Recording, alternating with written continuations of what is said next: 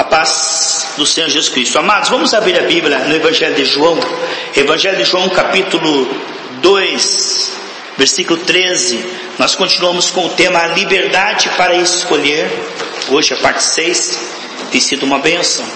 É maravilhoso, amados, essa atmosfera de alegria, de paz, de amor só aumentando, porque o Espírito do Senhor está nos fortalecendo. O Espírito do Senhor está nos aperfeiçoando. Aquele começou em nós a boa obra.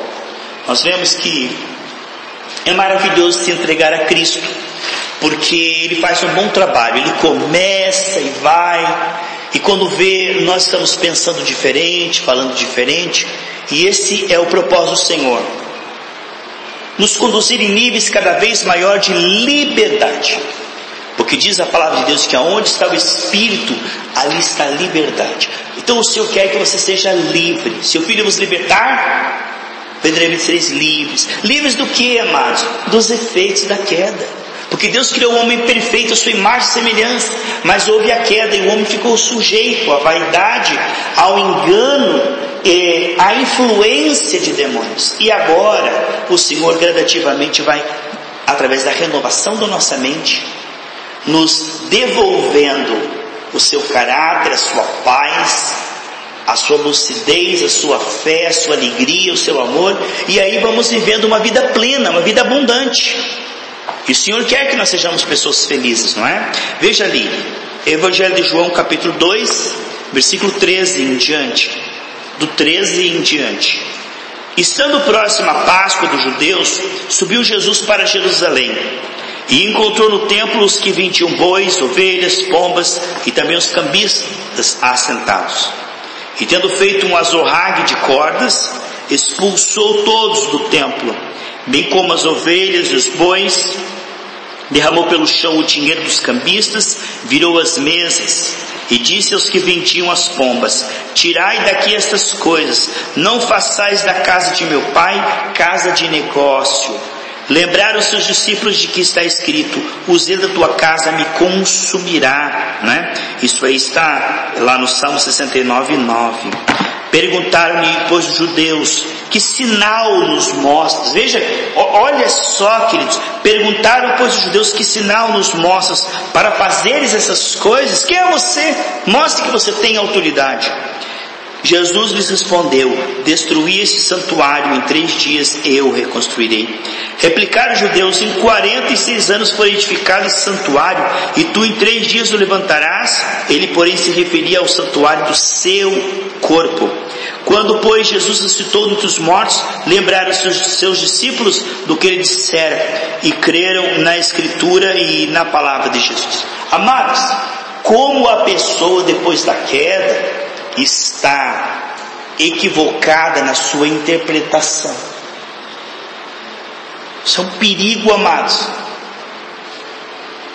O ser humano feito em imagem e semelhança de Deus, agora diante do Criador, fazendo coisa errada, totalmente equivocados, desagradando, e o Criador chega diante da criatura e diz assim: vocês estão errados. Eles olham para o Criador e assim: então mostre que você tem autoridade.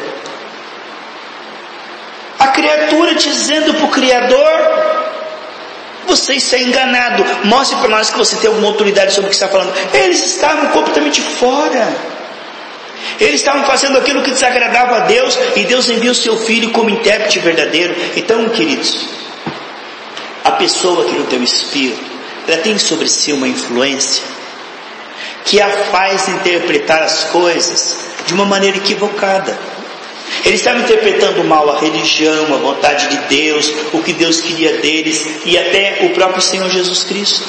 Somente pelo trabalhar da graça é que Deus vai nos devolvendo a lucidez para que nós interpretamos as coisas como Deus interpreta. Porque o que é a fé? É ver as coisas como Deus vê.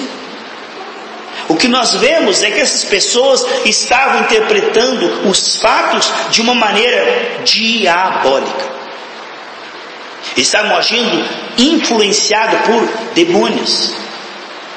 O espírito da religião aqui não era o espírito de Cristo e não tinha nada a ver com Deus, a vontade de Deus, agradar a Deus, propósito de Deus, obra de Deus. E Jesus vem aqui para ajudá-los e dizer: ei, isso aqui está errado. Eles dizem: quem é você?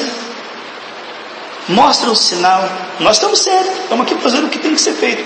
E você? Mostra um sinal para que nós venhamos a crer que você está falando a verdade. À medida que o colírio da graça vai trabalhando, nós vamos vendo aqui Jesus como certo e todos eles como errados. Amém? Nós vamos vendo aqui Jesus como único lúcido. Eles estavam achando que ele estava sendo louco aqui. Que atitude louca, Jesus. Jesus era o único lúcido aqui nessa situação toda aqui. O único que estava agindo em conformidade com a verdade, com o Pai, com Deus e com a verdadeira religião. Ele estava fazendo realmente a vontade de Deus nesse ponto aqui. Estabelecendo a verdadeira religião, destruindo os conceitos equivocados ali. Amados, à medida que a graça vai trabalhando o seu colírio em nós vamos vendo as coisas como Deus vê, de uma maneira clara, e o mundo vai nos odiar e nos perseguir, porque ele não consegue, é loucura para eles, os valores de Deus. E eles dizem: como é que você mostra que tem autoridade? Ele diz: olha, destrua esse templo, e em 3 dias terei levantado um novo. Então como é que nós sabemos a autoridade de Jesus? Por ele ter saído do túmulo, o túmulo está vazio. A autoridade de Cristo, assim que ele sai do túmulo, ele chega para os discípulos e sopra sobre eles o Espírito e diz assim: todo o poder, toda a autoridade me foi dada nos céus e na terra. Essa autoridade aqui, amados, para destruir os equívocos, é uma coisa conflitante, sabe por quê? Porque se destruir para construir o novo, destruir o velho, entra em conflito com a tradição e os costumes que têm que ser retirados para se implantar o novo, porque Deus não coloca vinhos novos em odres velhos. Então, isto que a palavra nunca nos ofende. Sabe por quê? Porque assim como ele fez para destruir o templo religioso, para estabelecer o verdadeiro cristianismo, assim o Senhor tem que trabalhar em mim e em você, em conceitos equivocados que ficaram na nossa alma, pensamentos, pontos de vista que não tem nada a ver com a realidade de Deus, com a vontade de Deus, com o propósito de Deus, com a religião de Deus, com o que Deus tem para mim e para você. E às vezes nós estamos aqui, como eles, totalmente equivocados, fazendo negócios e procurando agradar a Deus em atividade ali, dedicados, zelosos, mas sem entendimento da cronologia de Deus, do ponto de vista de Deus, não vendo o quadro como Deus vê. Amados, que Deus nos faça ver o quadro como Deus vê, porque Jesus chega e observa e fala assim: isso não tem nada a ver com meu Pai, isso aqui não agrada o meu Pai, isso aqui não é a obra de meu Pai, isso aqui está desagradando o meu Pai. E se tivesse eu e você lá, com esse Espírito que está aqui agora, nós diríamos: Senhor, como o Senhor está certo, retira de mim o que não te agrada, muda os conceitos que não te agrada, pontos de vista, emoções, trabalha mesmo, arranca mesmo o que não presta. E qual a primeira tendência? Que é ali o ponto, o quartel-general do diabo. Quando a palavra é pregada, a nossa carne se ofende, se irrita e ataca, ou é a mensagem, ou é o pregador. Por quê? Porque nós, muitas vezes, quando é tratado naquela área onde o inimigo está, ele se cresce. Opa!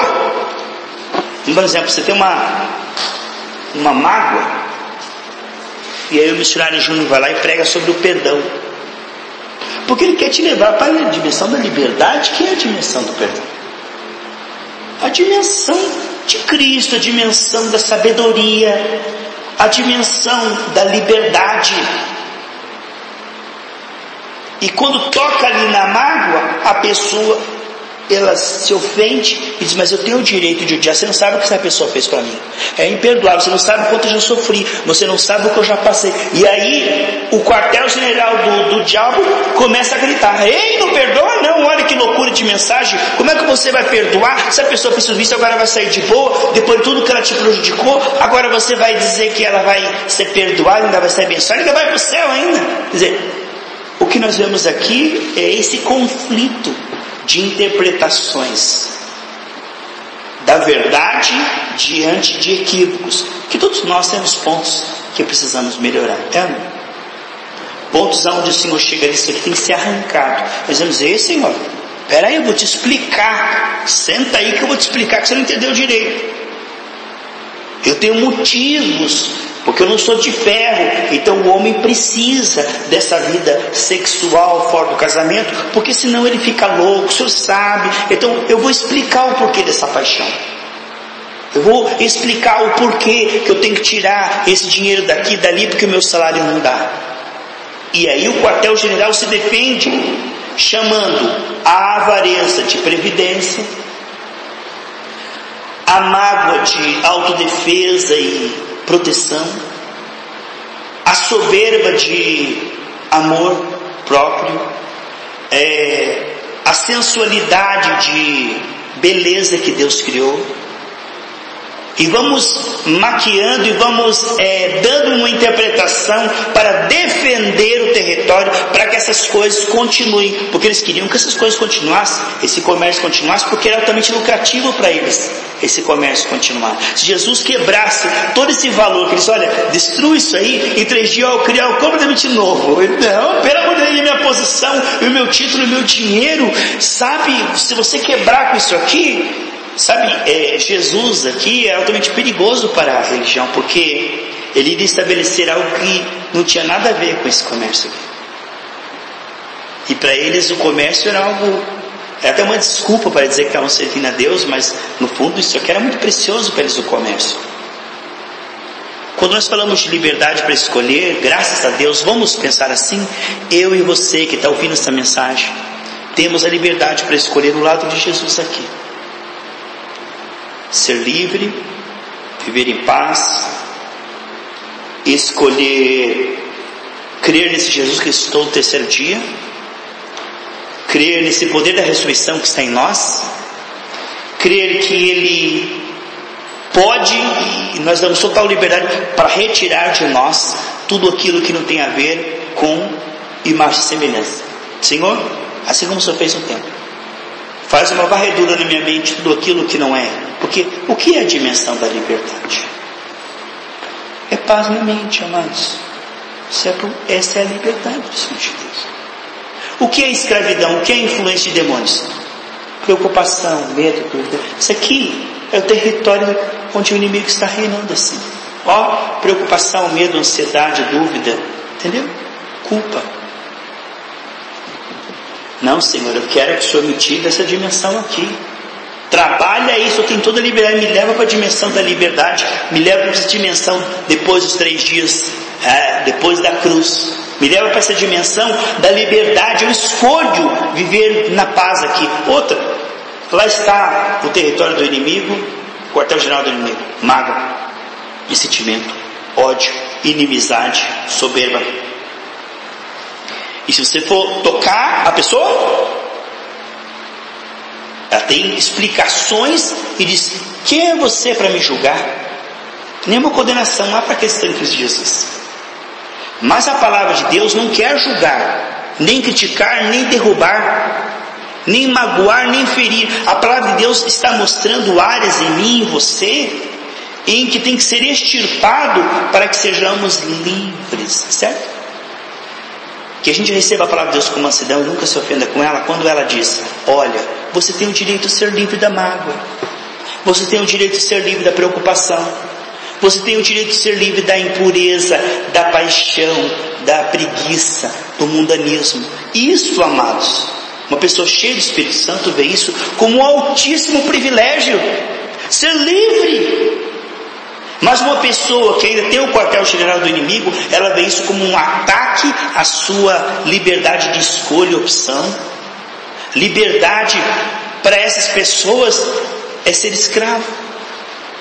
Chega para uma pessoa que está vivendo uma vida totalmente ilícita, carnal, mundana, e prega essa liberdade aqui. Ela vai dizer: ei, não me ofenda, não me critique, liberdade é o que eu estou vivendo, não essa vida que você está me oferecendo, veja. E essa vida que o Senhor está nos oferecendo aqui é para o lustro, para mim, para você que estamos lustros pela misericórdia de Deus. A liberdade dos filhos de Deus é escapar exatamente desses pontos de vista que parecem liberdade, mas são cativeiro. Chega para uma jovem que está morando com uma outra jovem. Estou feliz, pastor. Saí da igreja, estou morando com uma outra jovem. Agora sim encontrei minha alegria e minha felicidade. Como é que você vai provar para ela que existe uma liberdade, que existe uma vida feliz, que tem que sair do cativeiro, que aquilo ali não é liberdade, que aquilo ali não é felicidade, que aquilo ali não tem nada a ver com liberdade? Peraí, pastor, veja como eles agiram aqui com Jesus. A história se repete, amados, só que não se repete comigo e com você, amém? Porque nós aqui vemos, não, Jesus, eu sou esse templo a ser purificado aqui, ó. E o Senhor tem todo o direito, toda a autoridade, toda a liberdade. O Senhor está certo em retirar do templo as coisas que eu não estou percebendo, pela repetição, até mesmo pela minha humanidade, eu não estou percebendo, mas essas coisas desagradam a Deus. Essas coisas não tem nada a ver com Deus. E amados, aquilo que não é para a glória de Deus tem que ser extirpado da minha vida, da tua vida. Ainda que eu goste, ainda que você goste, ainda que pareça uma coisa boa, mas você não traz glória para o Senhor. E se Jesus olhar e falar assim, ó, isso aqui tem que ser jogado por terra, e fez as orragas assim, ó, e foi jogando tudo por terra, eles viam, sabe, amados, é claro que é uma utopia isso que eu vou dizer, mas você sabe o que devia se esperar da criatura? Aleluia, Jesus está fazendo uma limpa no templo. Mas a última coisa que vai acontecer aqui, a última coisa que vai acontecer aqui é reconhecimento e gratidão, porque Jesus veio para mostrar para eles que eles estavam errados. Amados, diz Provérbios 12:1, que é a coisa mais maravilhosa, amados, é quando alguém ele é repreendido, ele diz obrigado, porque agora estou vendo o que eu não estava vendo, e o que você me falou me abriu os olhos, e agora eu vou viver isso aí que eu não estava vendo. Eu e você somos assim, amém, queridos? Eu creio que as pessoas estão ouvindo essa palavra também. Que o novo não nos assuste e não nos ofenda. Que o novo nos incentive a dizer, ó, um ano novo, novas possibilidades, novo ânimo, nova expectativa. Senhor, me ajude nesse novo ano. Que eu não me ofenda quando o Senhor me mostrar áreas na minha vida em que eu possa ser livre. E sabe que a gente acaba se acostumando, amados, com o velho, que quando vem o novo a gente se assusta, por aquilo que é novo a gente se assusta. Então Deus nos tem uma vida bem melhor do que a que nós temos vivido, e nós estamos acomodados, acostumados a viver de uma forma repetitiva, e quando vem o Senhor para limpar, para restaurar, nós acabamos dizendo, quem é você? Por que você está fazendo isso? E começamos a nos defender, e começamos a nos ofender. Mas eu creio que você que está ouvindo essa palavra, guarde essa palavra, a liberdade de escolher. O que você escolhe? Trabalha Jesus. Derruba o que tem que ser derrubado, edifica o que tem que ser edificado, reconstrói. O Senhor é o único que vê com clareza e nitidez toda a profundidade, e o Senhor tem toda a liberdade, Senhor, porque o Senhor é da minha alta confiança. Eu confio no Senhor. Derruba o que o Senhor quiser derrubar, arranca da minha vida o que o Senhor quiser arrancar, estabelece o que eu não estou vendo, me mostra o que eu não estou vendo. Senhor, faz a zorraga aí, ó, faz a zorraga aí. Aqui ó, eu sou esse templo aqui, ó, necessitado de purificação, não digo no nosso espírito, porque nosso espírito já está puro, mas na nossa alma, né? Porque, sabe, queridos, quando Deus trabalha na nossa alma, isso vai chegar no nosso comportamento, e as pessoas verão isso. Aquele Jesus que já está no nosso coração vai aparecer nas nossas obras, nossas atitudes, nosso olhar, nossas palavras, quando Deus trabalha na nossa alma.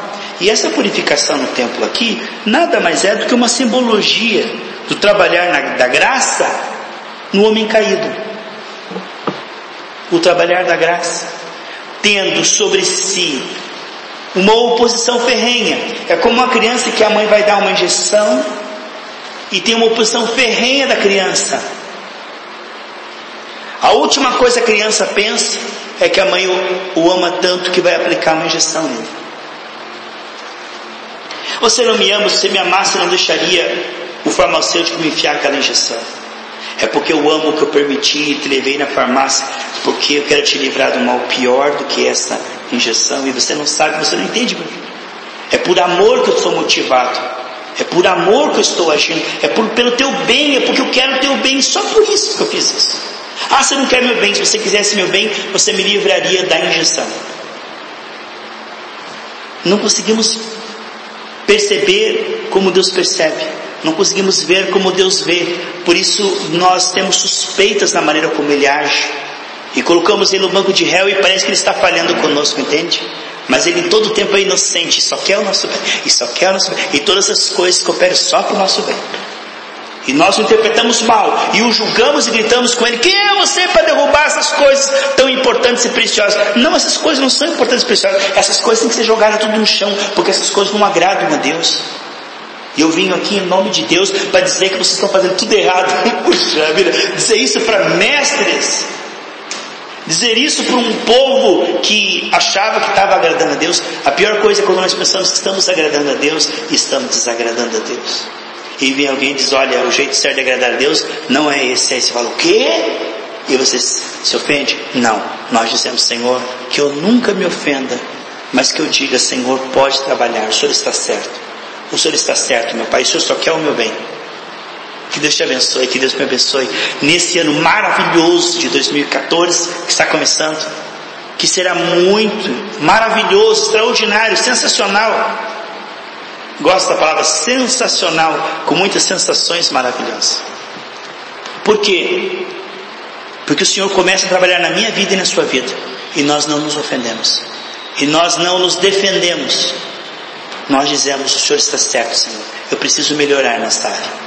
Subir alguém lá no púlpito e fala sobre humildade, nós dizemos: Senhor, preciso de humildade. Vai lá alguém e prega alegria no púlpito: Senhor, preciso melhorar a alegria. Em linha com o púlpito.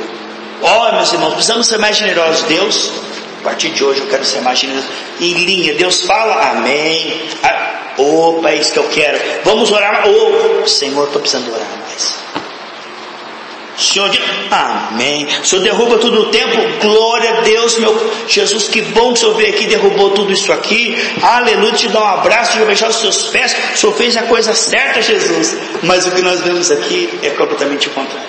Eles se levantam e colocam ele no banco do réu e dizem: quem é você? Nós somos filhos, nós somos os caras. Você é um filho do carpinteiro. Quem é você para vir dar palpite aqui, opinião?